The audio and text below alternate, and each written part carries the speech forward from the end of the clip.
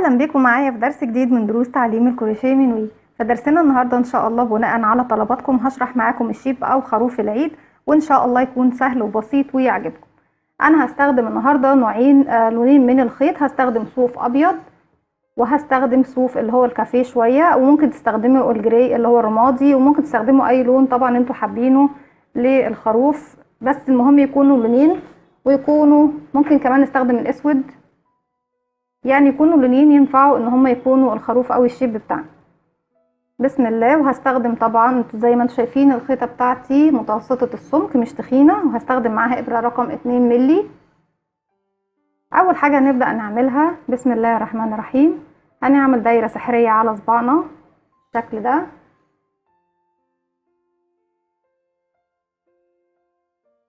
هسحب الخيط، هرتفع سلسلة ارتفاع غرزة الحشو، لان احنا في المجسمات زي ما اتفقنا قبل كده بنشتغل بغرزة الحشو. هشتغل داخل الدايرة السحرية بتاعتي 6 غرزة حشو، وطبعا السلسلة اللي ارتفعناها هي الارتفاع بتاعها. ادي 1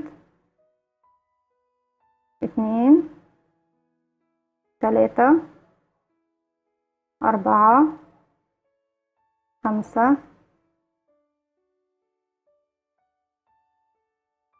6. طبعا هنشد الخيط القصير، نقفل سنتر الدايرة بتاعتي زي ما احنا شايفين. هقفل بمنزلقة في اول سلسلة او اول غرزة حشو انا ارتفعتها.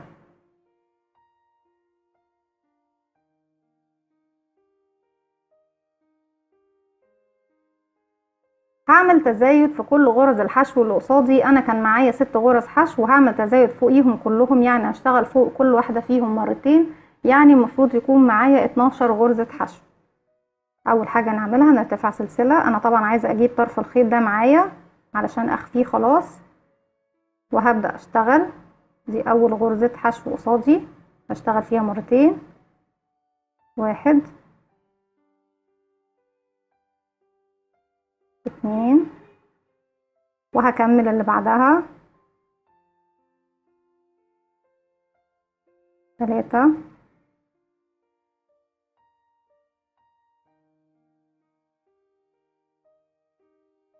4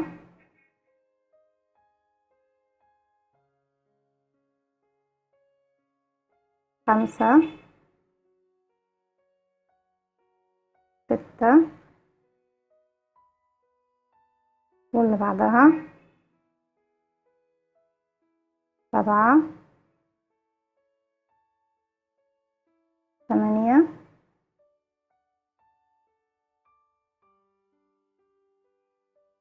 9 10، واللي جاي اخر غرزة عندي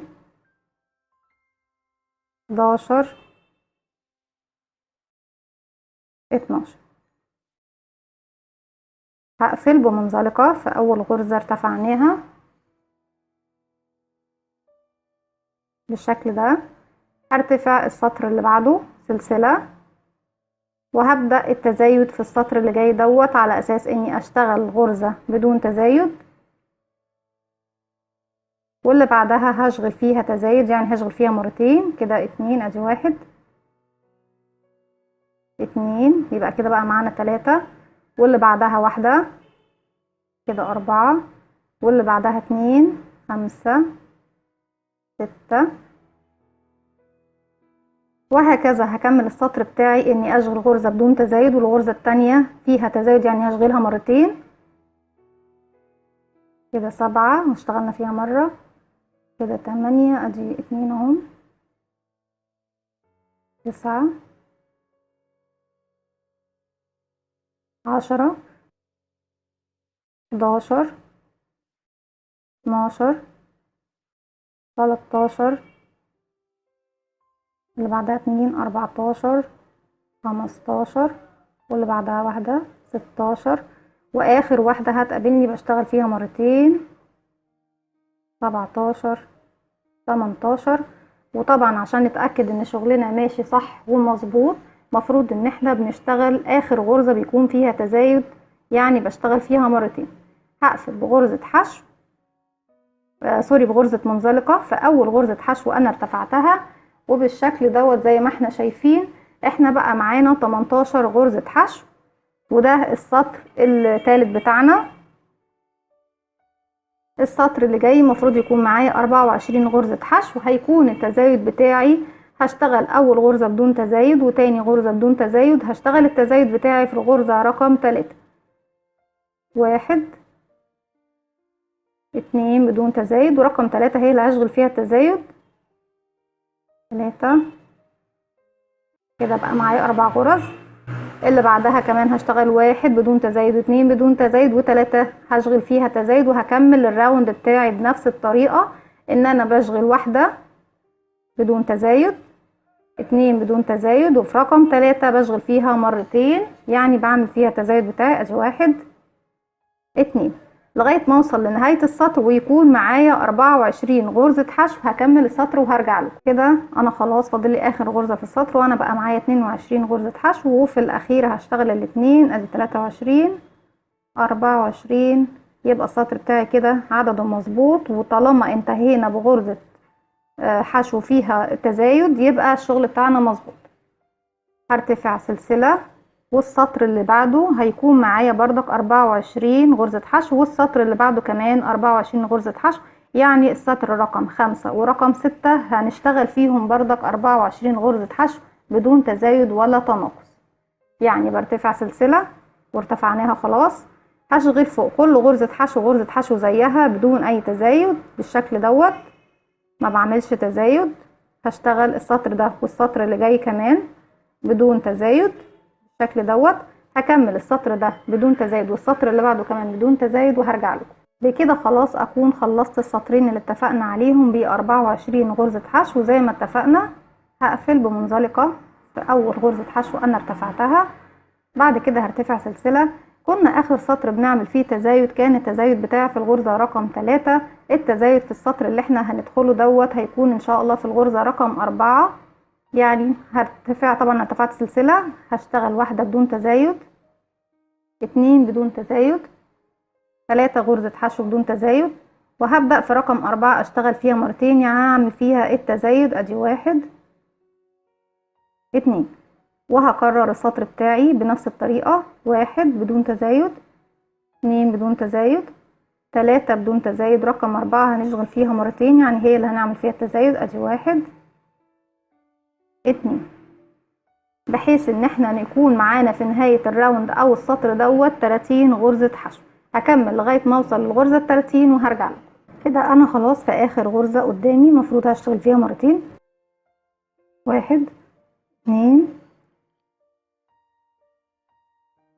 وزي ما اتفقنا دايما المفروض اخر غرزة بيكون في السطر دي فيه تزايد يكون عندنا فيها عدد زوجي، يبقى كده 29 و30. ونقفل بمنزلقة في اول غرزة حشو احنا ارتفعناها بالشكل دوت. السطر ده بقى معايا 30 غرزة حشو، وكان التزايد بتاعي في الغرزة رقم 4. هرتفع سلسلة وهبدأ اعمل في السطر اللي جاي التزايد بتاعي في الغرزة رقم 5.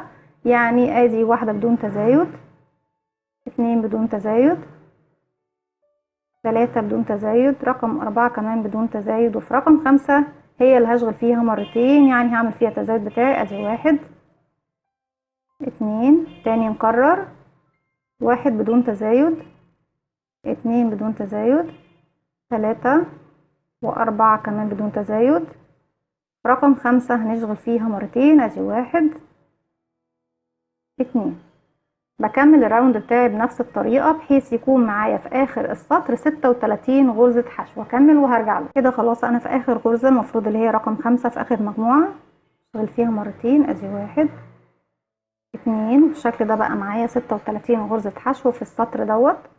هقفل بمنزلقة في اول غرزة حشو احنا اشتغلناها في السطر. السطر اللي جاي مش هشغل اي تزايد، يعني هشتغل فوق ال 36 غرزة حشو، هنشتغل كمان 36 غرزة حشو. بنرتفع سلسلة ونشتغل فوق كل غرزة حشو بغرزة حشو زيها بدون اي تزايد بالشكل دوت لغاية ما نوصل لنهاية السطر، واحنا كمان معانا في نفس الوقت هي 36 غرزة حشو، لان احنا ما عملناش تزايد في السطر دوت. هكمل طبعا السطر وارجع لكم. كده خلاص خلصت السطر بتاعي ومعايا 36 غرزة حشو. هرتفع سوري، هقفل بمنزلقة في غرزة حشو الاولى اللي احنا عملناها بالشكل ده. وبعد كده هرتفع سلسلة.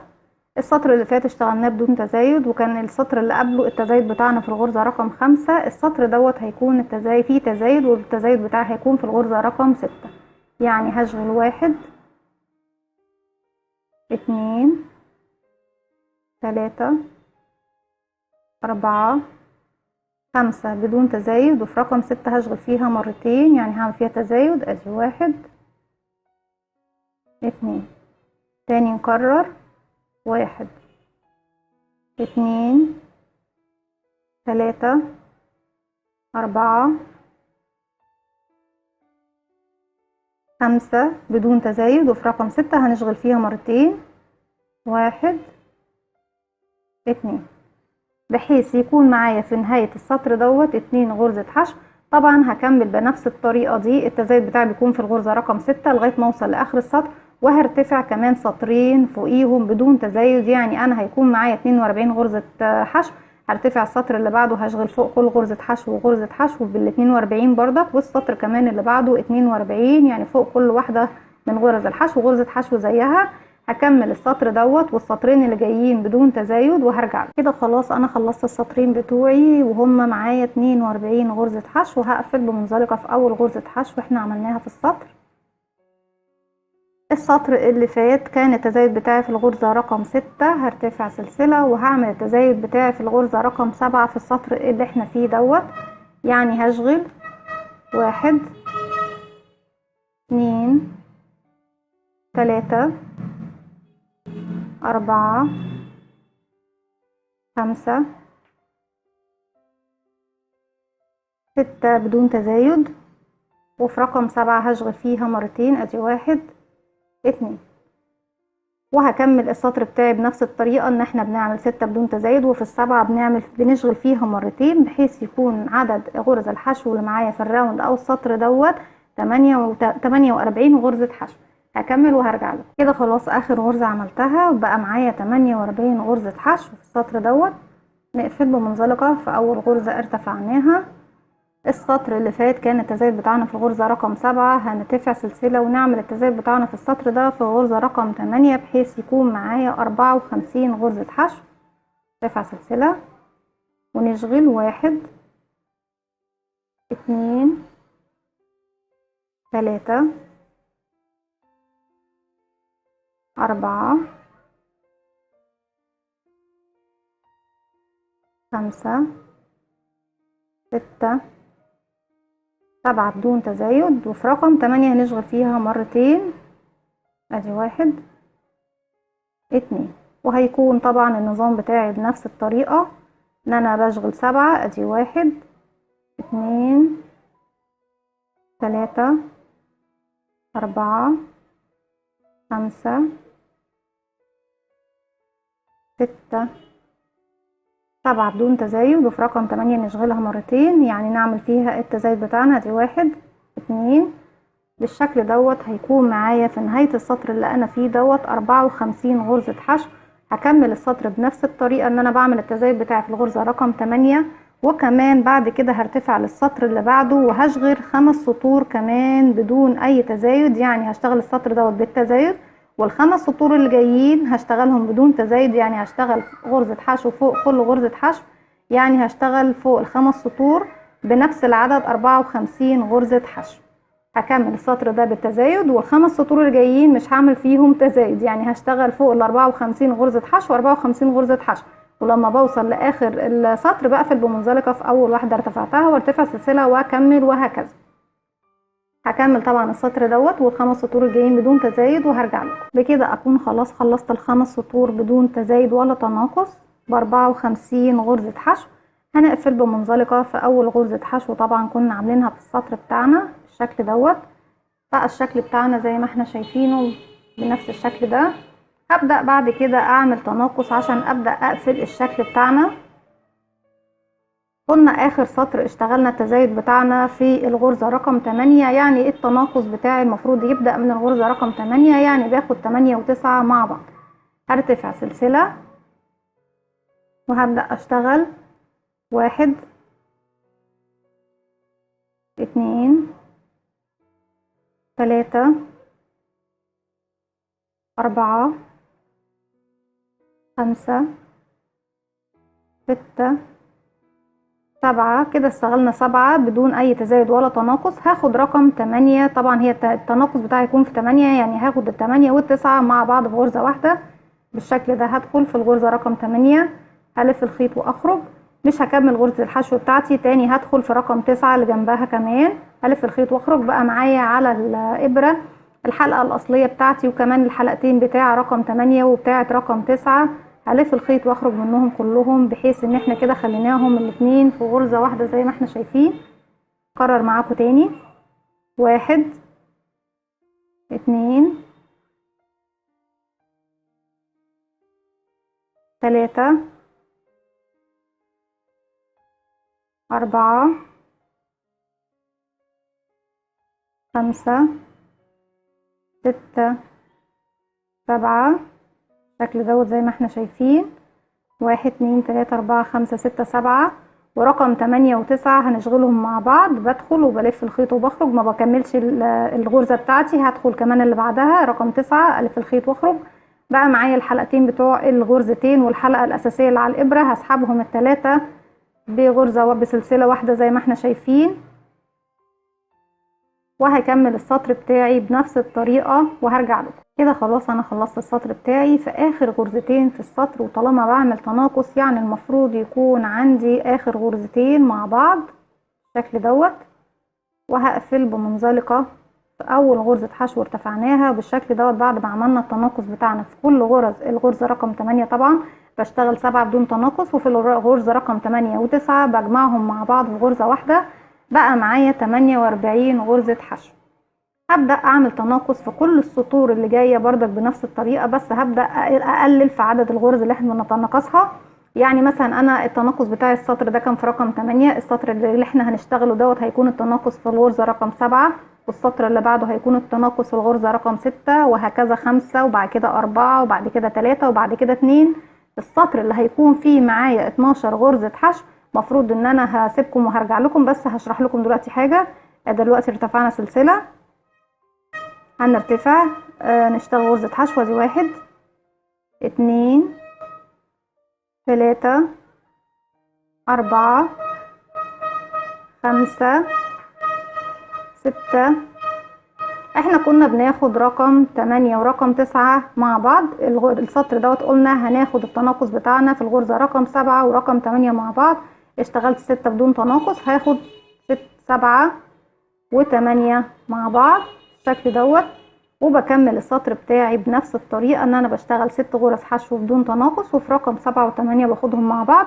وزي ما اتفقنا السطر اللي جاي هيكون التناقص عندي في 6 و7، والسطر اللي بعده هيكون في 5 و6، واللي بعده هيكون في 4 و5، وهكذا لغاية ما نوصل للسطر اللي يكون معايا فيه 12 غرزة حشو. هكمل وهرجع لكم. رجعت لكم تاني بالشكل ده زي ما انتوا شايفين. انا وصلت للسطر اللي كنت بشغل فيه غرزة بدون تناقص وغرزتين فيهم تناقص، بحيث ان انا وصلت للسطر اللي بقى معايا فيه 12 غرزة حشو.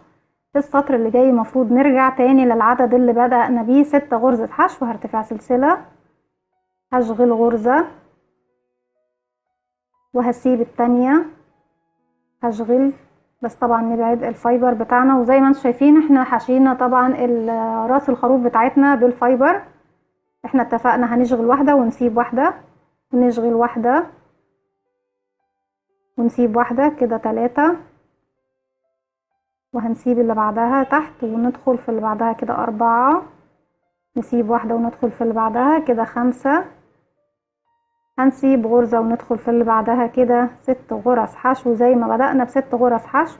وطبعا هقفل بمنزلقة في اول غرزة انا ارتفعت بيها السطر بتاعي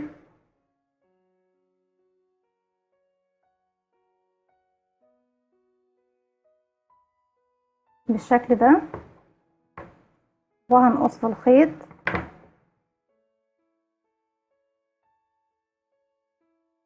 وشدناه بالشكل دوت. وبعد كده طبعا انا ممكن اخفيه جوه بس كده كده مش مشكلة، احنا لسه هنشغل الايس كاب او الطاقية اللي هتكون طبعا على راس الخروف على اساس ان هي شعره بالشكل دوت. خلصنا المرحلة الاولى من الخروف بتاعنا اللي هي كانت راس الخروف، وهنبدأ دلوقتي نعمل الطاقية بتاعته اللي هيلبسها. هنستخدم الخيط الابيض، وزي ما اتفقنا ممكن تستبدلوا اللون اللي هو الكافيه دوت بالاسود او بالجري اللي هو الرمادي او باي لون تاني طبعا، بس يكون ماشي ان هو يكون شكل وش الخروف بتاعنا او البشرة بتاعته. بسم الله. اول حاجة هبدأ اعملها طبعا دايرة سحرية، وزي ما اتفقنا ان كل المجسمات بتاعتنا بنبدأها بالدايرة السحرية.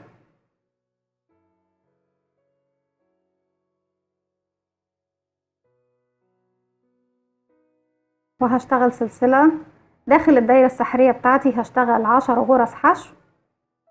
بسم الله. 1 2 3 4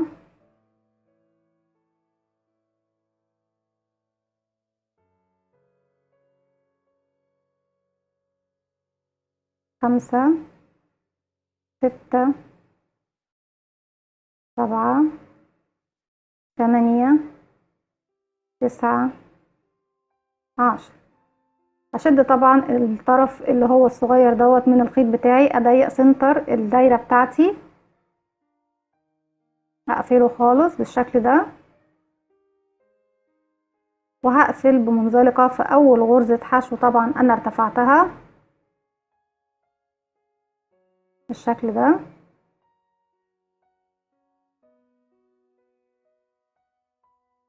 في المرحلة دي هرتفع سلسلة ارتفاع غرزة الحشو كده زي ما اتفقنا. ارتفعت السلسلة ارتفاع غرزة الحشو، ومعايا 10 غرز حشو زي ما احنا شايفين. هبدأ اشتغل على اول غرزة بالشكل ده، غرزتين حشو في نفس الفراغ، وبعد كده هلف الخيط على الابرة، وبعد كده هبدأ اشتغل غرزتين حشو، وبعد كده غرزة بوب كورن او الفشارة او الغرزة المنتفخة. هنشوف دلوقتي هنشغلها ازاي. يبقى احنا دلوقتي على اول غرزة ارتفعنا من عندها سلسلة، اشتغلت فوقيها 2 غرزة حشو، وبدون اي ارتفاع هلف الخيط على الابرة واروح للغرزة اللي بعدها، هشتغل غرزة الفشارة او البوب كورن او الغرزة المنتفخة.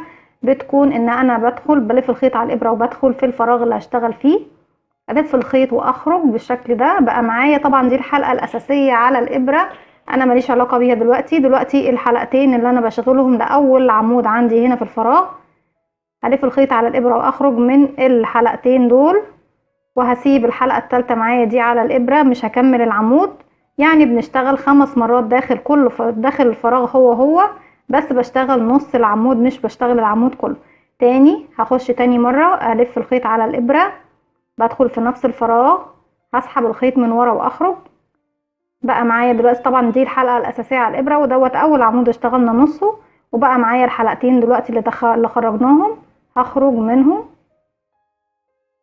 وهخلي الحلقة الأخيرة من العمود بالشكل ده زي ما احنا شايفين. بنشتغل نص العمود وبنخلي النص التاني على الإبرة بتاعتي. تاني ألف الخيط وأدخل نفس الفراغ، هخش 5 مرات. غرزة البوب كورن بتكون 5 مرات، غرزة عمود بلفة بس، بشغل نص بس، بخرج منه حلقتين واخلي الحلقة الأخيرة على الإبرة. ألف الخيط وأخرج، أخرج حلقتين وأخلي التالتة على الإبرة كده. رقم 4 أخرج حلقتين واخلي الحلقة الأخيرة على الإبرة، تاني في نفس الفراغ واخرج حلقتين بالشكل ده. بقى معايا 1 الحلقة الأساسية على الإبرة، 2 3 4 5 6، 5 عمود بلفة اشتغلنا نصهم بس زي ما احنا شايفين، والحلقة الأصلية عندي على الإبرة. هلف الخيط واخرج منهم كلهم مرة واحدة بالشكل ده، وبعد كده هروح للغرزة اللي بعديهم على طول، غرزة الحشو اللي تحت، اشتغل فيها 2 غرزة حشو. 1 2، وهكرر في غرزة هشتغل غرزة البوب كورن، والغرزة اللي بعدها هشتغل 2 غرزة حشو، غرزة فشارة وغرزتين حشو، غرزة فشارة وغرزتين حشو بالشكل ده زي ما احنا ماشيين.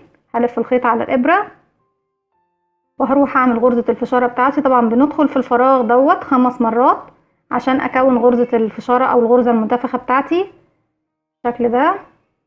هطلع حلقتين، 1 2، واخلي الحلقة التالتة على الإبرة كده 2، واطلع حلقتين والإبرة الحلقة على الإبرة 3، طلع حلقتين والحلقة على الإبرة التالتة رابع مرة بندخلها ونطلع حلقتين والحلقة على الإبرة الأخيرة 5، وبكده نطلع حلقتين يبقى معانا 1 2 3 4 5 6. هلف الخيط كله وأخرج منهم مرة واحدة. هروح للغرزة اللي بعدها، غرزة الحشو اللي بعدها، أشتغل 2 غرزة حشو، 1 2. وده طبعا عشان خاطر أبدأ أزود عدد غرز اللي فوق. أنا كنت اشتغلت طبعا جزء من جسم الخروف زي ما احنا شايفين، وهي دي الغرزة هي بردك اللي بنعملها علشان الطاقية بتاعة الخروف بتاعنا بنفس الطريقة.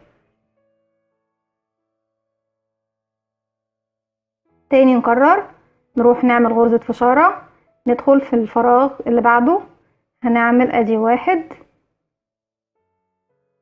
2، بخرج حلقتين واسيب حلقة في نفس الفراغ، 3 4، بخرج حلقتين واسيب حلقة في نفس الفراغ، بدخل واخرج حلقتين كأني بشتغل العمود بلفة بس لغاية نصه، بس اخرج حلقتين واسيب الحلقة الأخيرة على الإبرة بالشكل ده. دلوقتي 1 2 3 4 5 6. طالما وصلوا للستة يبقى كده العدد معايا مظبوط. هلف الحلقة على الإبرة واخرج من كل الحلقات الموجودة عندي على الإبرة، وهروح للغرزة اللي بعدها واشتغل 2 غرزة حشو، 1 2، وهكذا طبعا لغاية ما اخلص السطر بتاعي. هكمل وهرجع لكم. كده خلاص انا وصلت لاخر السطر. دي اخر غرزة بوب كورن عملتها واخر غرزة فشارة زي ما انتم شايفين. انا خلاص سحبت الخيط من ال6 حلقات، والمفروض هقفل بمنزلقة في اول غرزة حشو. طبعا انا ارتفعتها، طبعا انا ما اشتغلتش بعديها ليه غرزتين حشو لان انا بدأت السطر بتاعي بغرزتين حشو اساسي. هقفل بمنزلقة في اول غرزة انا ارتفعت بيها. وطبعا لو مش عايزين تقفلوا مفيش مشكلة، ممكن نحط خيط بلون تاني بالشكل دوت في النص وببدأ اعمل الشغل بتاعي. بس بصراحة انا بحس ان كده اسهل ليكم، وبصراحة مش بتلخبط ومش محتاجة ان انا احط ماركر او اي علامات قدامي. هرتفع سلسلة وهبدأ اشتغل غرز حشو على كل السلاسل بتاعة الغرز الموجودة عندي. هندخل في كل الفراغات زي ما احنا شايفين. المفروض ان انا دلوقتي فوق كل غرزة فشارة المفروض ان انا بشتغل 3 غرزة حشو. يعني عندنا دلوقتي 1 2 3 4 5، فوق كل واحدة فيهم بشتغل 3 مرات غرزة حشو، يعني 15 غرزة حشو. وهم الفراغات اللي احنا هنشتغلهم زي ما احنا شايفين قدامنا. 1 باينة قدامنا الفراغات، 2 3 4 5. انا بحاول طبعا اقرب عشان تشوفوها اكتر. 6 7 8 9 10 11 12 13 14 15. كده وصلنا خلاص للنهاية. مفيش عندنا غرز تانية زي ما احنا شايفين، وده المكان اللي انا بدأت منه اهو. هقفل بغرزة منزلقة في اول غرزة انا ارتفعتها بالشكل دوت. بدأ الشكل يبان معايا طبعا اهو. هبدأ ارتفع للسطر اللي بعده. المفروض في السطر اللي بعده ابدأ ازود عدد غرز البوب كورن بتاعتي او الغرزة المنتفخة بتاعتي بالشكل ده زي ما احنا شايفين. هنشوف هنعملها ازاي. دلوقتي انا برتفع من المكان دوت، مش هزود اي سلاسل ولا حاجة ولا هرتفع باي سلاسل. هشد الخيط بتاعي بس كده، وفي نفس المكان اللي انا واقفة فيه هشتغل غرزة البوب كورن بتاعتي او غرزة الفشارة او الغرزة المنتفخة بتاعتي. 1 2 3، بنخرج حلقتين ونسيب حلقة، 4 5. بقى معايا 1 2 3 4 5 6 حلقات مظبوط. هنلف الخيط ونخرج من ال6 حلقات، وهروح للغرزة اللي بعدها اشتغل 2 غرزة حشو. وهكرر اللي عملته في السطر الاول هو ان انا بشتغل هنا دلوقتي اشتغلت 1، هشتغل كمان في نفس الفراغ غرزة حشو كمان، 2 2 3 4 5 6 حلقات.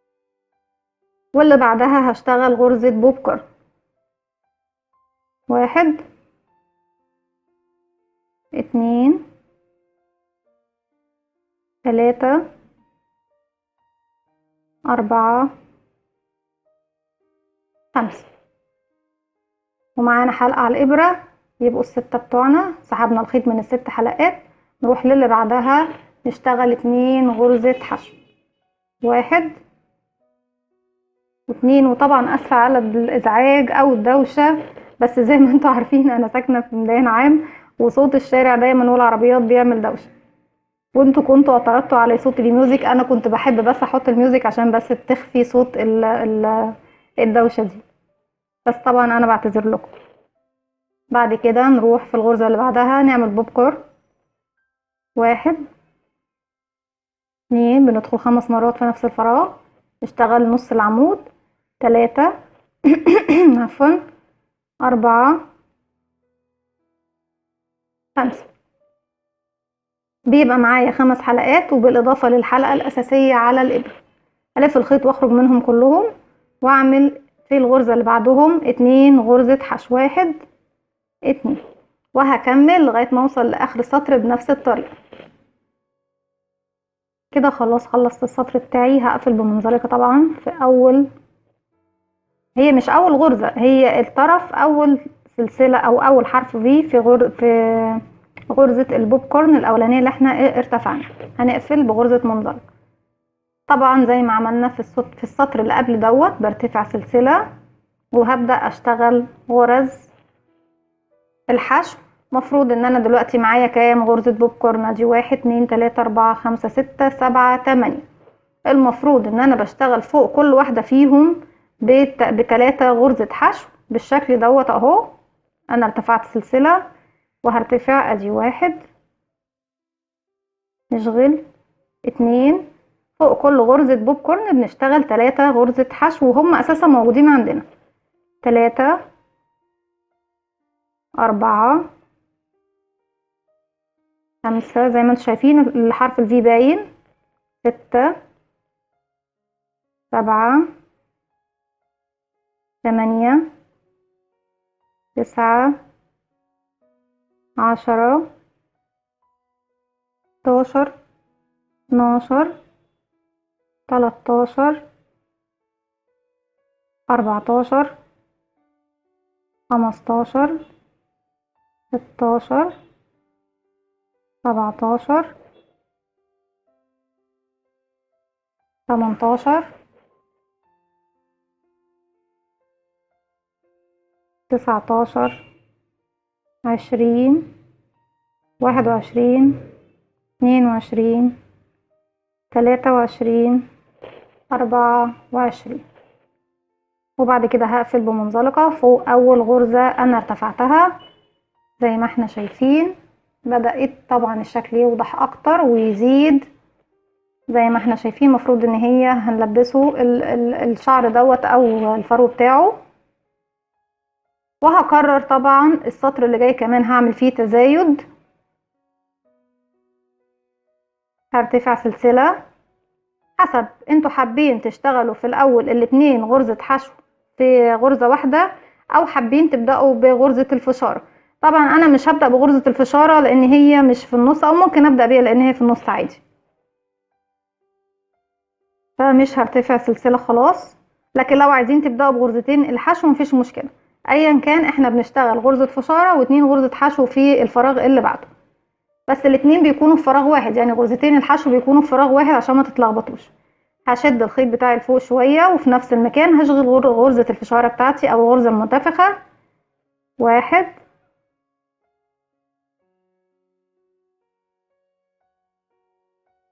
2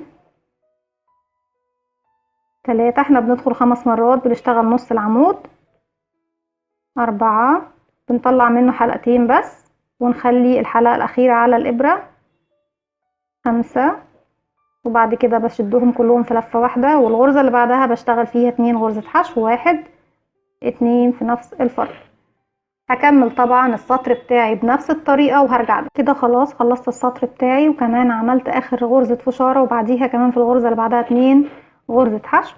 هقفل بمنزلقة في اول فراغ يقابلني اشتغلته، وهو بيكون طبعا حرف الفي الاولاني اللي هو الطرف اليمين من غرزة الفشار الاولانية. بعد كده طبعا هرتفع سلسلة وهبدأ اشتغل بغرزة الحشو فوق كل الغرز الموجودة عندي.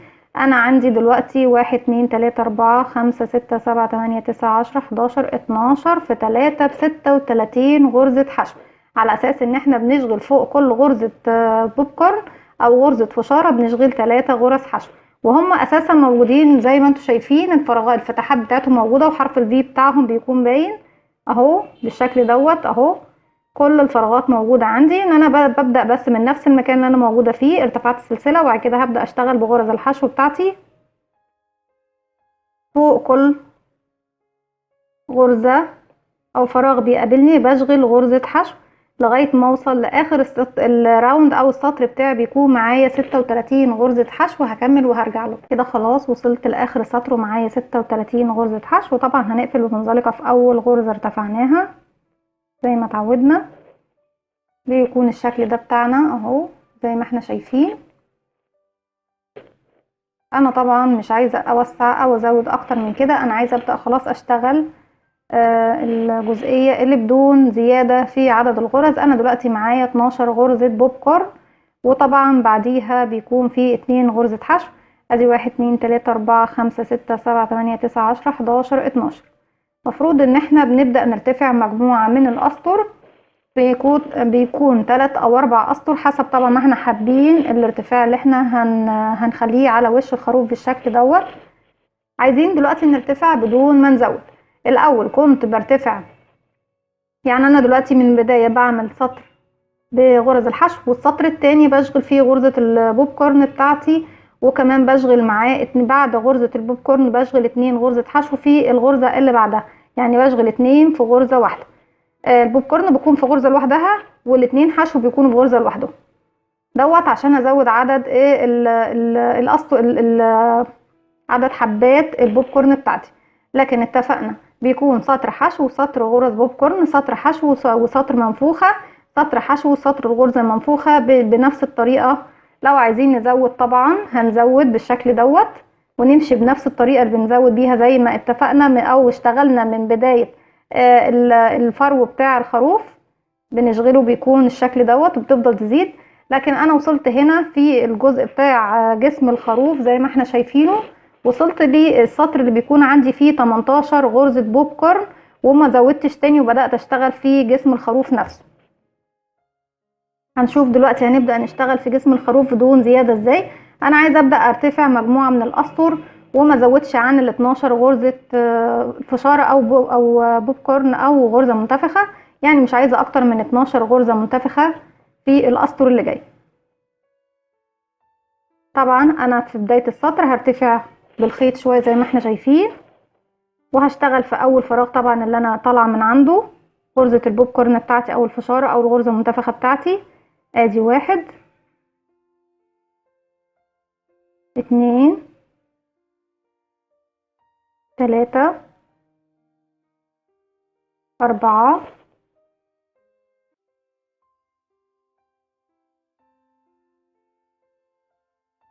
5. كده بقى معايا 6 حلقات على الابرة، هلف الخيط واخرج منهم كلهم. كنت الاول في طبعا طالما بزود بشغل في الغرزة اللي بعدها 2 غرزة حشو. انا دلوقتي مش عايزة ازود، انا عايزة اشتغل ال 12 هم ال 12، فهشتغل غرزة حشو وهشتغل كمان في الفراغ اللي بعده غرزة حشو. يعني بدل ما كنت بشتغل غرزتين حشو في فراغ واحد اللي هو بعد غرزة الفشارة، لا بشتغل فوق كل غرزة حشو بغرزة حشو زيها بدون ما اعمل زيادة، وارجع اعمل في التالتة غرزة الفشارة بتاعتي. 1 2 3 4 5، وزي ما اتفقنا بطلع حلقتين، بقى معايا 6 حلقات على الابرة الحلقة الاساسية، و5 حلقات اللي هم الخاصين طبعا بغرزة العمود بلفة اللي اشتغلنا نصها. هخرج منهم كلهم وهروح لغرزتين الحشو اللي بعديهم. احنا كنا بنشتغل غرزتين في غرزة واحدة، لا دلوقتي هنشتغل غرزة فوق كل غرزة من الاتنين دول. ادي 1 وواحد كمان في الغرزة اللي بعدها. بالشكل دوت انا بشتغل بنفس العدد اللي معايا لغايه ما اوصل لغايه اخر السطر بتاعي، وهيفضلوا هم معايا، مش هيزيدوا بقى السطر ده، مش هيزيد معايا غرزه المنتفخه، لان انا ما اشتغلتش في غرزه في الغرزه اللي تحت دي مرتين، لا اشتغلت فوق كل غرزه حشو بمره واحده بس، فبالتالي هتديني نفس العدد اللي موجود فوق اللي هم 12. هم بس ال 12 بيكونوا طبعا بعيد عن بعض شويه. من نفس المكان بروح للي بعدها، اعمل غرزه منتفخه، ادي 1 2 3 4 5. كده معايا 6 حلقات تخرج منهم كلهم، واروح اشتغل في الغرزتين اللي بعديها كل واحده فيهم غرزه حشو، ادي 1 واللي بعدها كمان 1.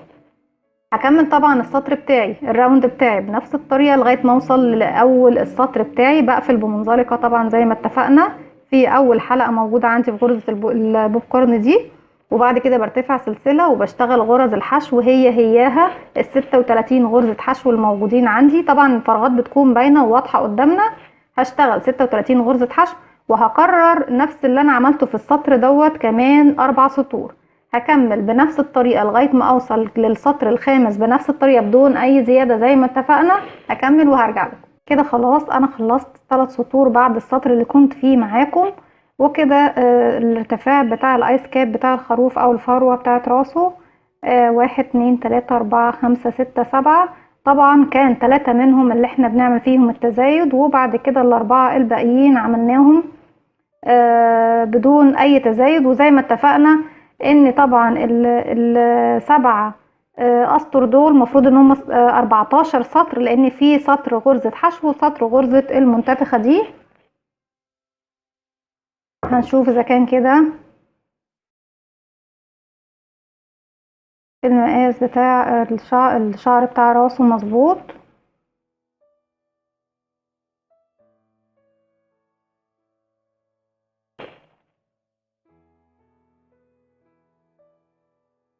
وطبعا انا بعد ما خلصت كمان السطر الاخير عملت سطر بغرزة الحشو زي ما بنعمل.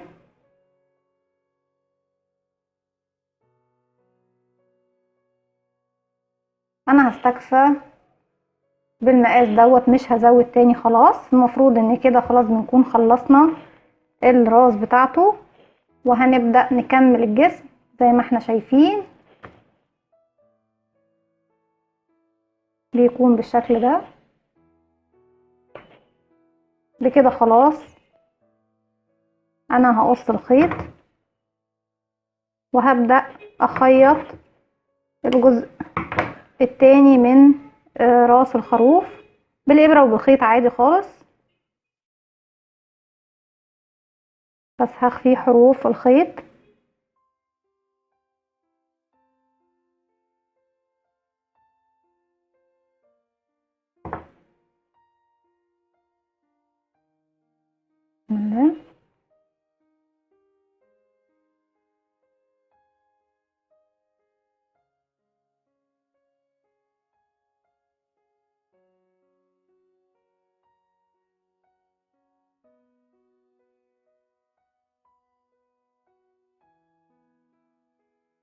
زي ما انتم شايفين شكله جميل قد ايه. وهبدأ بالابرة وبالخيط عادي هثبته من بين الفراغات اللي احنا شايفينها دي بالشكل ده.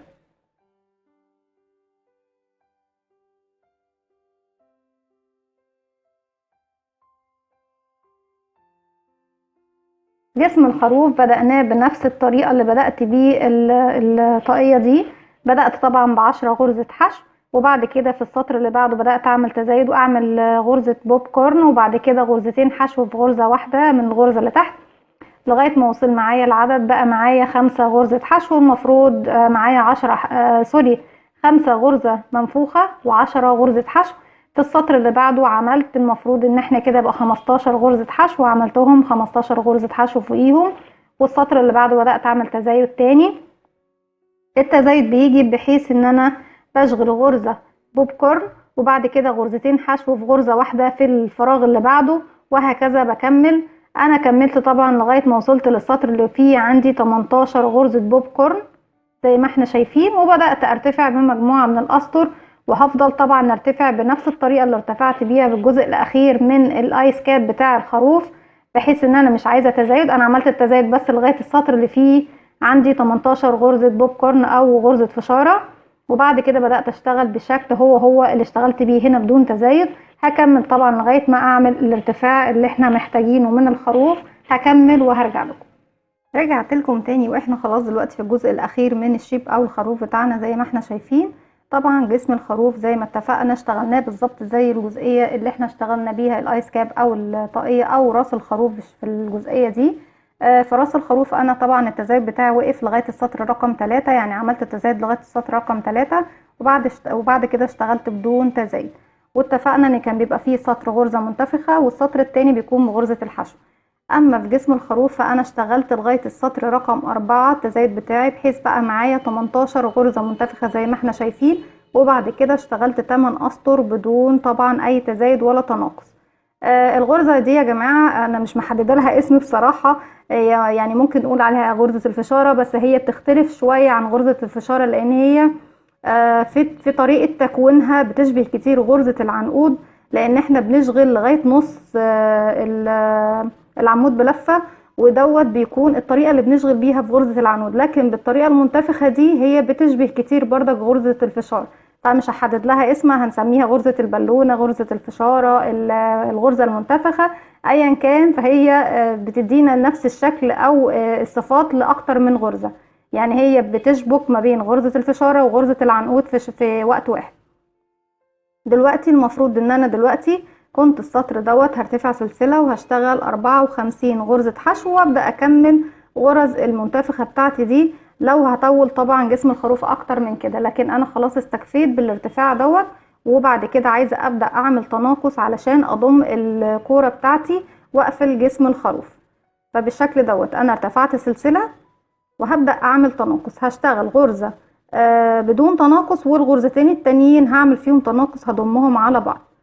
ادي واحد، والاتنين اللي بعدهم هشتغل فيهم تناقص، يعني هدخل وهسحب الخيط ومش هكمل الغرزة بتاعتي، هدخل كمان الغرزة اللي بعدها وهسحب الخيط لغاية ما يبقى معايا على الابرة بتاعتي 3 حلقات. هلف الخيط واخرج منهم كلهم مرة واحدة. تاني هكرر الغرزة اللي بعدها هشتغل فيها مرة بدون تناقص، والاتنين اللي بعديها هشتغل فيهم تناقص، يعني هسحب الغرزتين زي ما احنا شايفين بالشكل ده في غرزة واحدة. تاني اكرر، واحدة بدون تناقص والغرزتين التانيين هندخل نسحب الخيط وندخل تاني في اللي بعدها نسحب الخيط. بقى معايا على الابرة 3 حلقات، هسحب الخيط والف الخيط واسحبه من ال3 حلقات الموجودين عندي على الابرة. هكمل السطر بتاعي بنفس الطريقة وهرجع له. كده خلاص انا وصلت لنهاية السطر. اخر غرزتين معايا المفروض ان هي هتكون اخر 2 هيكونوا رقم 36 معايا. ادي كده واحد والتاني، بقى كده معايا 36 غرزة حشو، يعني رجعت تاني للسطر اللي بيكون معايا فيه 36 غرزة حشو. بقفل بمنزلقة طبعا في اول غرزة برتفعها زي ما احنا شايفين، وهبدأ اشتغل تاني بنفس الطريقة اللي احنا عارفينها. انا هشتغل دلوقتي غرزة البف في المكان دوت، ممكن نشتغلها هشتغل البف بالشكل دوت، بس هرتفع شوية، شد الخيط بتاعي شوية وهشتغل غرزة الباف بتاعتي. سوري، مش غرزة الباف، احنا اتفقنا غرزة منتفخة او غرزة الفشار لان هي تشبه لها شوية، او غرزة البالون. هنسميها غرزة البالونة احسن، تكون مختلفة عن الاتنين التانيين. بالشكل ده زي ما احنا شايفين هشغل 1 2 3 4 5، وطبعا هنقفلهم كلهم مع بعض وهروح اشتغل 2 غرزة حشو. ادي 1 2 تاني من نفس المكان اللي انا فيه، وبكمل زي ما احنا زي شايفين بالشكل ده. هدخل الغرزة اللي بعدها وهشغل غرزة منتفخة. ادي 1 2 3 4 5. زي ما احنا شايفين، احنا لو بالشكل دوت اخدنا الخيط بتاعنا ولفيناه وخرجنا بيه كده، دي اسمها غرزة العنقود. بس طبعا مش هنيمها بالشكل دوت. المفروض انا لو نيمتها كده هتديني بشكل منتفخ، فمش هتبقى هي غرزة العنقود. عشان كده قلت لكم ان هي بتشبه غرزة الفشارة وبتشبه غرزة العنقود، فاحنا هنسميها غرزة البالونة.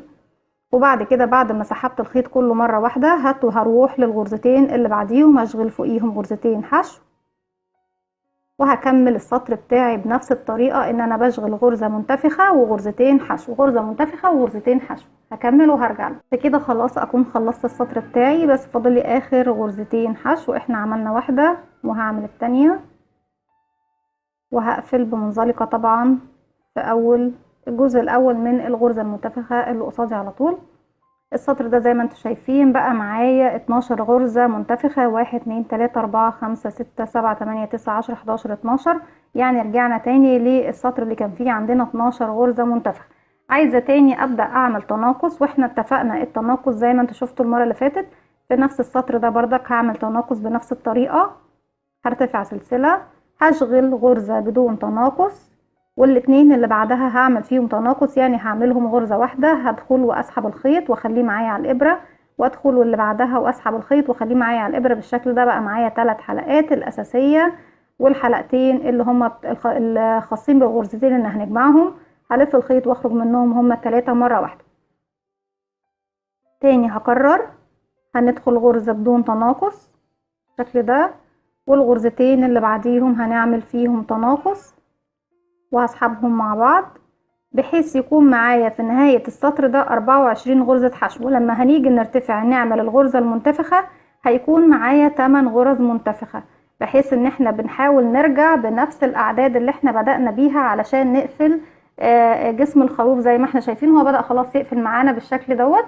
هكمل السطر دوت وهرجع لكم. كده خلاص وصلت لنهاية السطر، وبقى معايا زي ما اتفقنا 24 غرزة من الحشو. هقفلهم بمنزلقة في اول غرزة ارتفعنا بيها بالشكل دوت، ومن نفس المكان هرتفع بالخيط زي ما احنا، وهعمل الغرزة المنتفخة بتاعتي بالشكل ده. ادي 1 2، بخرج طبعا حلقتين بس، 3 4 5. ولما يبقى معايا 6 حلقات بسحبهم في لفة واحدة واروح اشتغل غرزتين حشو اللي بعدها. ادي 1 2.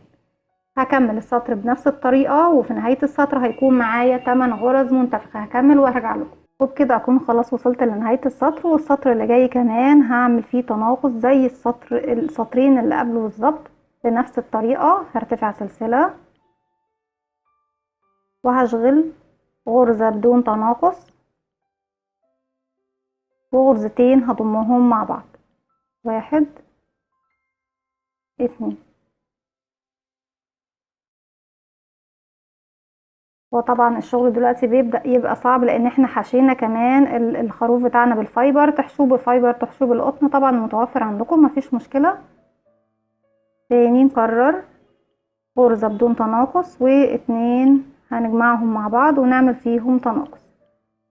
هكمل السطر بتاعي بنفس الطريقة، وكمان هرتفع للسطر اللي بعده وهنشغل غرز البالونة بتاعتنا بحيث ان احنا نوصل للسطر. طبعا السطر اللي احنا فيه ده كان معانا 8 غرزة منتفخة، المفروض السطر اللي بعده احنا دوت المفروض هيكون معانا 5 غرزة منتفخة. يعني انا بعد ما اخلص السطر دوت بغرزة الحشو المفروض هيكون معايا 15 غرزة حشو، بس هي المفروض 16. بس احنا طبعا هنتجاهل الغرزة الزيادة وهنشتغل 5 غرزة منتفخة زي دي، بحيث ان احنا نوصل للسطر اللي بعد كده هنعمل فيه تناقص. هرجع لكم لما اوصل للسطر اللي فيه 5 غرزة منتفخة او غرزة بابلز زي دي. هكمل وهرجع له. كده خلاص انا خلصت السطر اللي كان معايا زي ما انتم شايفين فيه 5 وحدات من الغرزة المنتفخة. السطر ده هرتفع سلسلة وهبدأ خلاص بقى اضم الغرز بتاعتي. هعمل تناقص بردك بغرزة الحشو عشان اقفل السطر الاخير بتاعي زي ما بدأنا براس الخروف زي دي كده.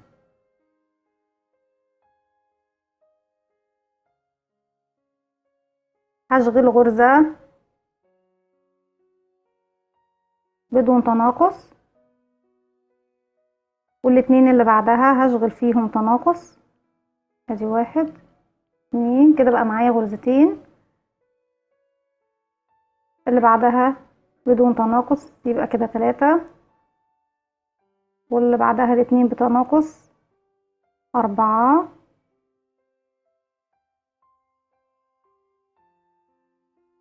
5،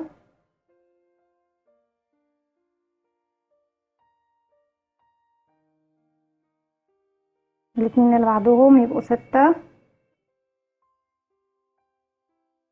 7، كده 8،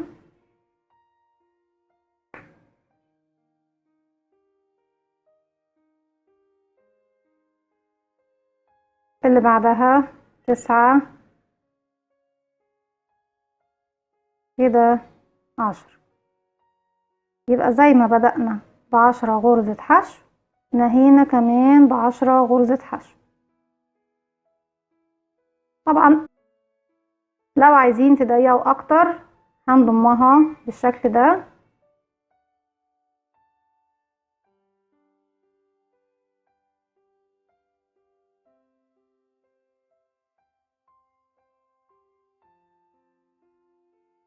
ونقفل بمنزلقة.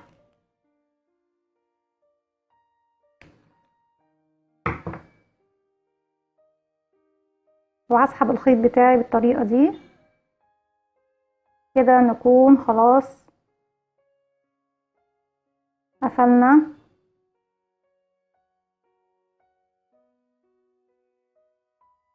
النهاية بتاعة الخروف. طبعا هشد الخيط اللي باين من جوه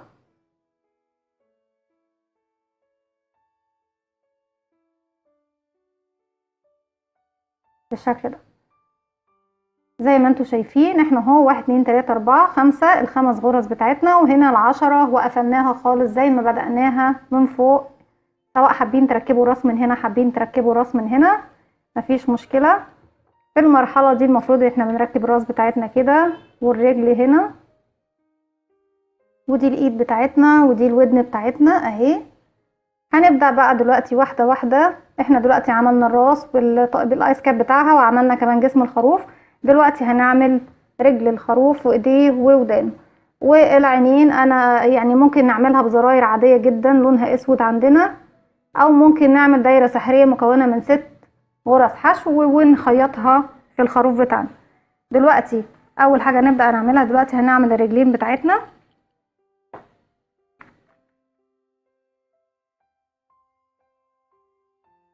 هنعمل دايرة سحرية. بسم الله الرحمن الرحيم.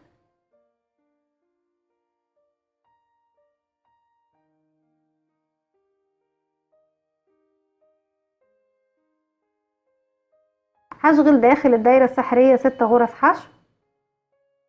طبعا هشتغل سلسلة، وبعد ما ارتفعت السلسلة هشتغل 6 غرز حشو داخل الدايرة السحرية بتاعتي. بسم الله. ادي 1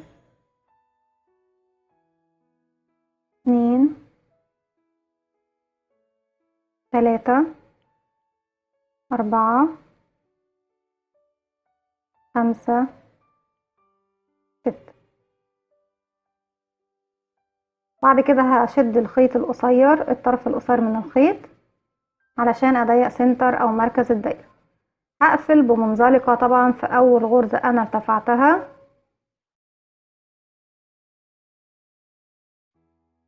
وهاخد طرف الخيط كمان اللي هو القصير معايا على الابرة. بعد كده السطر اللي جاي هرتفع سلسلة وهعمل تزايد في كل غرز الحشو الموجودة معايا، يعني بدل ما يبقى معايا 6 غرز حشو هيكون معايا 12 غرزة حشو. ادي 1، يعني هشغل فوق كل واحدة فيهم مرتين. 2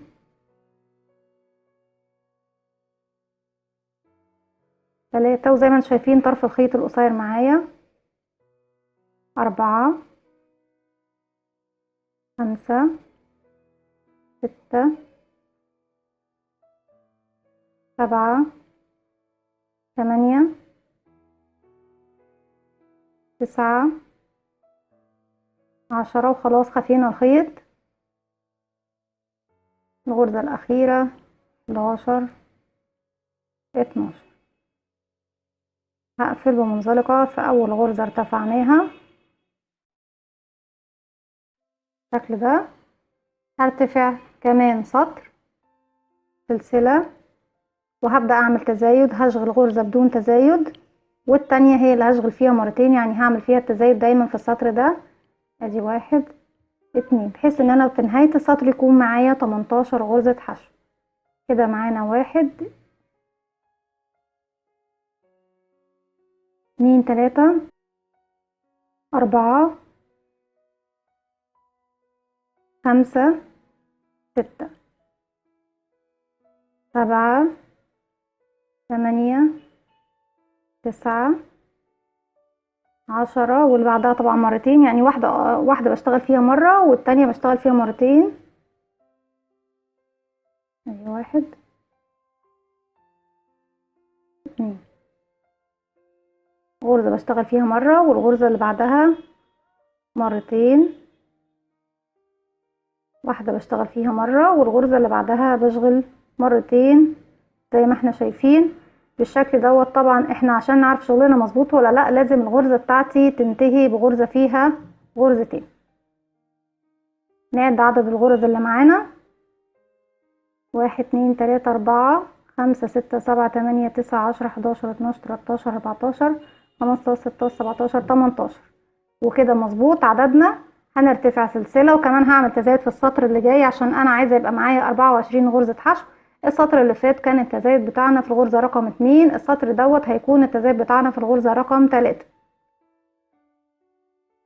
1 بدون تزايد، 2 بدون تزايد، ورقم 3 هشغل فيها مرتين، وهكذا. 1 2 3، واللي بعدها هنشغل فيها مرتين. ادي 1 2، وهنكمل 1 2، ورقم 3 هنشغل فيها مرتين، 1 2، واللي بعدها مرتين. ادي 1 2 1 2، واللي بعدها مرتين، 1 2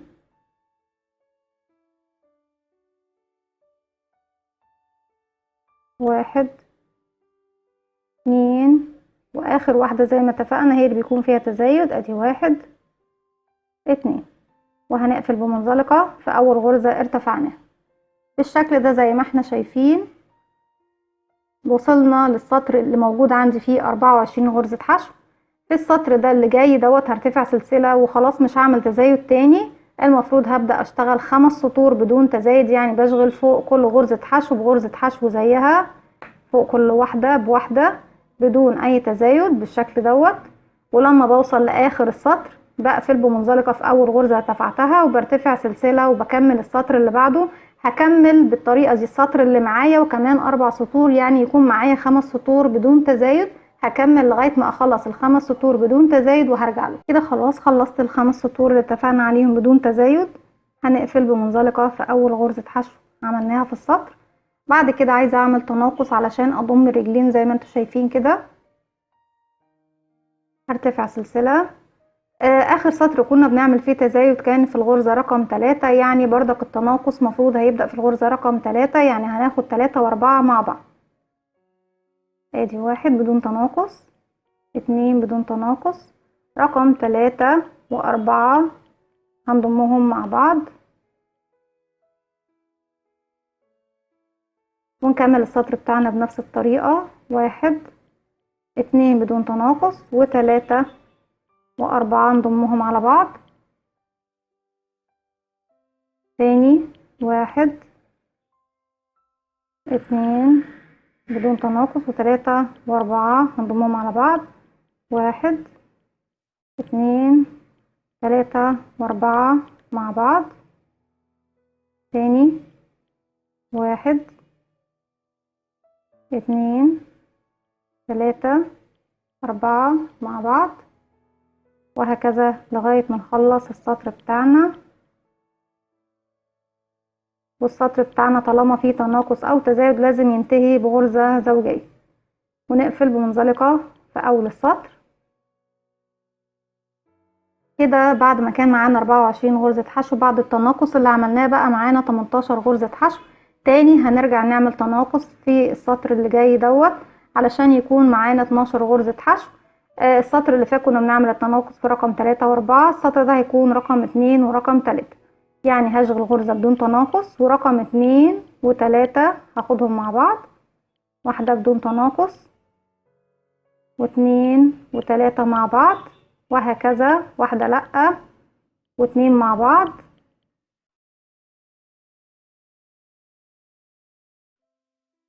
وأكمل واحدة بدون تناقص و2 و3 هنجمعهم مع بعض زي ما احنا شايفين، واحد بدون تناقص 2 3 مع بعض، وهكمل السطر بتاعي بنفس الطريقة وهرجع لكم. وبكده أكون وصلت خلاص لآخر السطر. هقفل بمنزلقة في أول غرزة ارتفعتها، وبالشكل ده أنا معايا 12 غرزة حشو. هرتفع بنفس الطريقة بدون تناقص ولا تزايد، خلاص هرتفع بدون أي تناقص. هنرتفع كمان 12 سطر عشان نوصل لنفس الارتفاع ده، أو طبعا حسب طول الرجل اللي انتوا حابينها للخروف بتاعنا زي ما احنا شايفين. بس أنا مش حابة رجل يعني رجله تكون طويلة قوي، فحبيت أعملها 12 سطر بس. طبعا الارتفاع يرجع لكم. بنرتفع سلسلة وبشتغل فوق كل غرزة حشو بغرزة حشو زيها بدون اي تناقص ولا اي تزايد، يعني 12 غرزة حشو لمسافة 12 سطر. هكمل ال 12 سطر وهرجع لكم. كده خلاص انا خلصت ال 12 سطر بتوعي وحشيته كمان بالفايبر. هقص الخيط خلاص واشده بالشكل ده. كده بقيت رجلين الخروف معانا جاهزة. دلوقتي هنعمل الايدين بتاعتنا.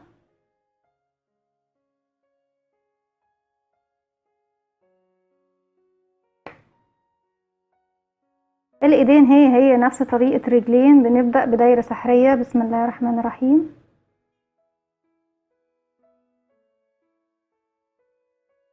ونرتفع سلسلة ونشتغل 6 غرز حشو داخل الحلقة السحرية بتاعتنا. 1 2 3 4 5 6. نضم الدايرة السحرية بتاعتنا ونقفل بمنزلقة في أول غرزة ارتفعناها.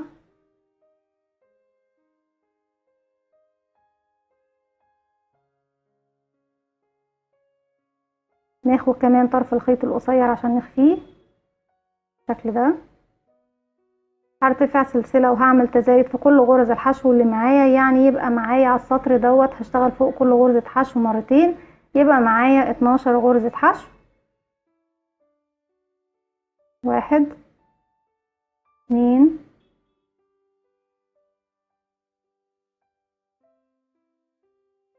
3 4 5 6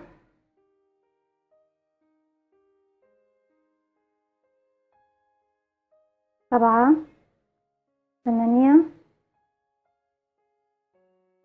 9 10. دي اخر واحدة اهي. 11 12. نقفل بمنزلقة في اول غرزة.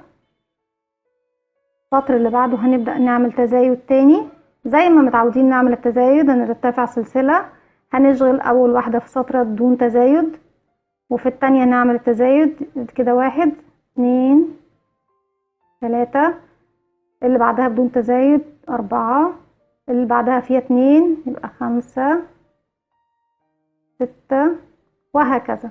واحدة بدون تزايد و2 فيها في اللي بعدها، يعني في اللي بعدها نعمل تزايد،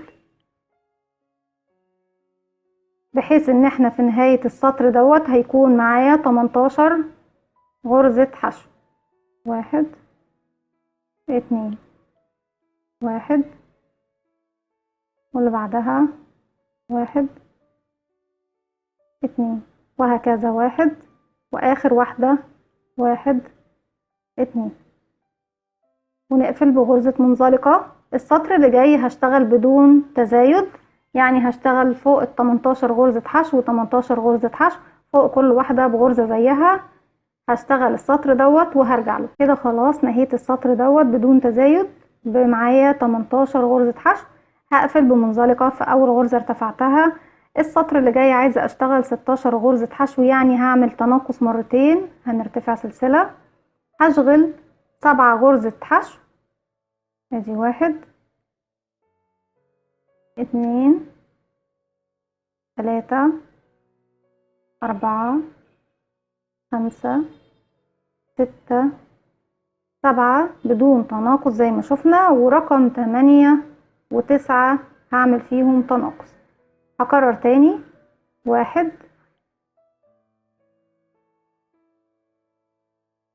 2 3 4 5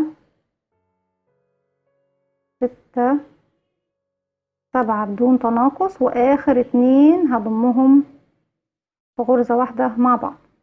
الشكل ده السطر ده بقى معايا 16 غرزة حشو. في السطر اللي بعده عايزة يبقى معايا 14 غرزة حشو، هرتفع سلسلة، هشتغل 6 غرز حشو بدون تناقص.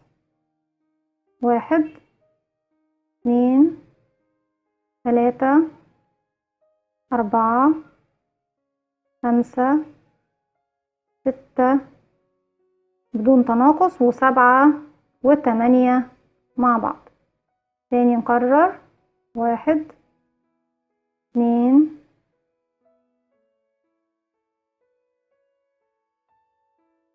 3 4 5 6 ورقم 7 و8 مع بعض، ونقفل بمنزلقة في اول غرزة ارتفعناها في السطر.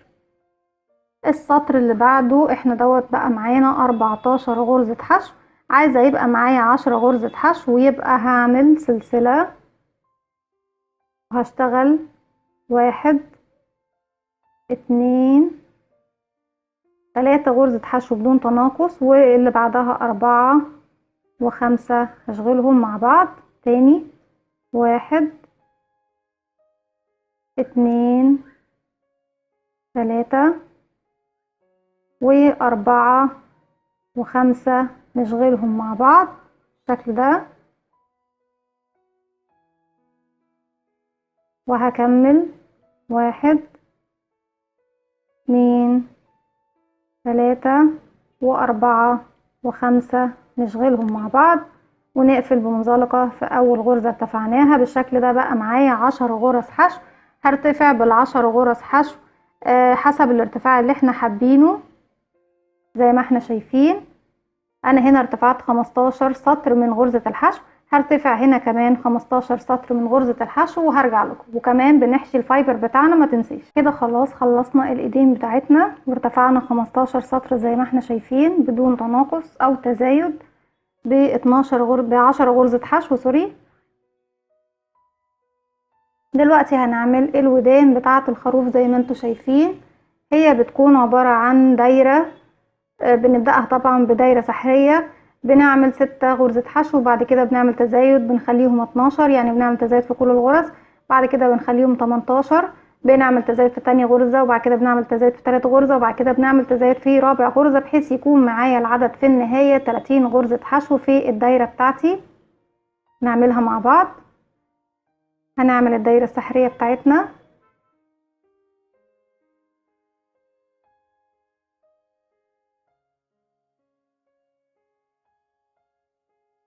ارتفع سلسلة ونعمل 6 غرز حشو داخل الدايرة السحرية. بسم الله. 1 2 3 4 5 6. هنقفل بمنزلقة في اول غرزة ارتفعناها،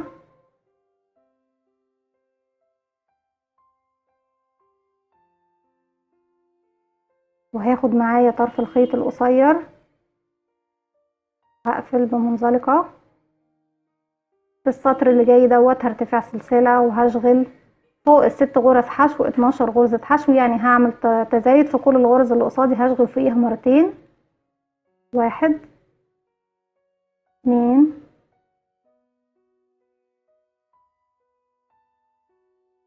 3 4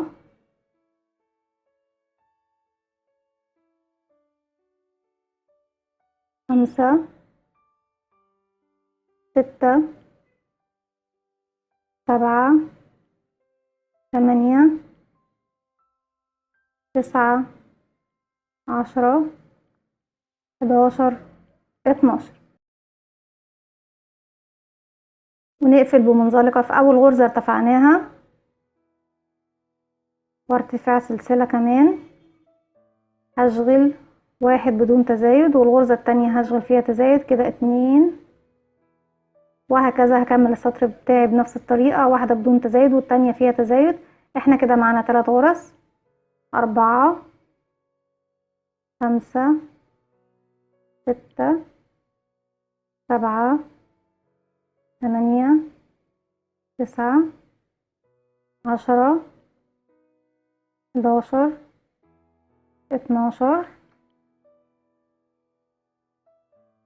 13 14 15 16 17 18. نقفل بمنزلقة في اول غرزة حشو ارتفعناها. السطر اللي جاي هنشغل غرزة بدون تزايد والتانية بدون تزايد، وهعمل التزايد في رقم 3، يعني هشغل فيها مرتين كده. بقى معايا 1 2 3 4 5 6 7 8 9 10 11 12 13 14 15 16 17 18 19 20 21 22 23 24. وكده خلص السطر بتاعنا. نقفل بمنزلقة، والسطر اللي جاي هنعمل التزايد في رقم 4. هكمل السطر اللي جاي وهنعمل طبعا 1 2 3 بدون تزايد، وفي رقم 4 هنعمل تزايد وهكمل وهرجع لكم. كده خلاص خلصت السطر بتاعي وبقى معايا 30 غرزة حشو. ونقفل بمنزلقة زي ما احنا شايفين. في اول غرزة ارتفعناها انا اشتغلت واحدة تانية باللون التاني زي ما انتوا شايفين اهو. هجيب الاتنين قصاد بعض زي ما احنا شايفين، هما الاتنين بنفس العدد. هرتفع سلسلة، هدخل طبعا في 30 غرزة حشو.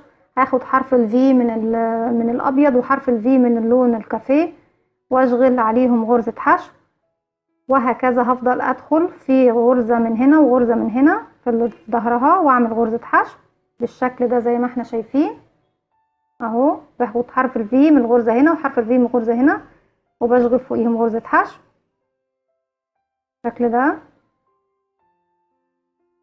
هكمل طبعا الدوران بتاعي كله على 30 غرزة حشو في الطبقتين وهرجع لكم. كده زي ما احنا شايفين خلاص انا لفيت بغرزة الحشو على الطبقتين. هقفل بمنزلقة طبعا في اول غرزة عملتها، عايزة اضمها بالشكل دوت. بمشي بغرزة منزلقة على اول الغرز اللي تقابلني. انا خدت كده 3. بعد كده خلاص هتخلص من الخيط.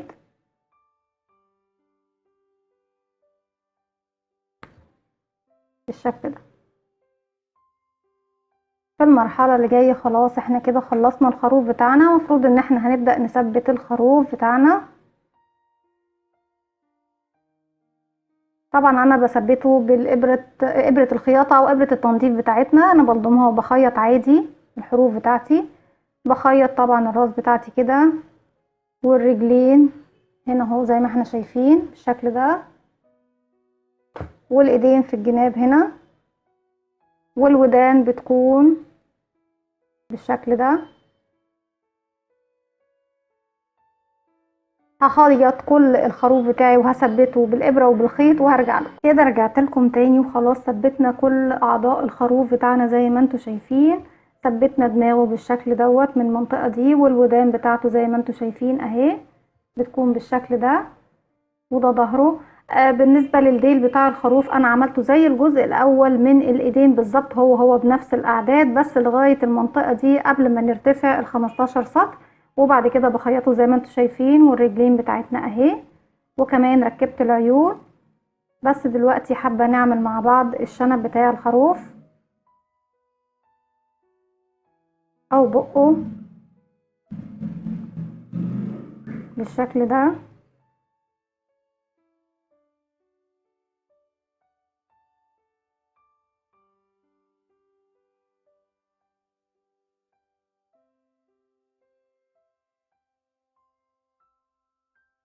بنعمل حاجة زي السبعة كده.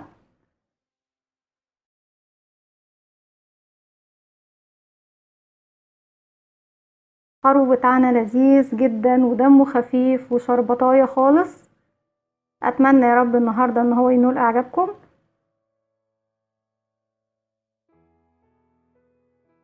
ومن نفس المكان اللي انا واقفة عنده هنزل تحت كده،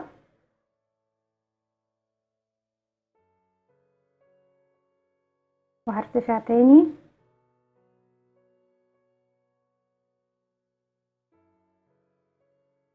بالشكل ده، وكمان هعمل مرة كمان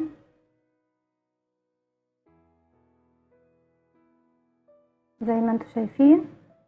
وهدخل الخيط بتاعي بس خلاص جوه، احاول ان انا اقص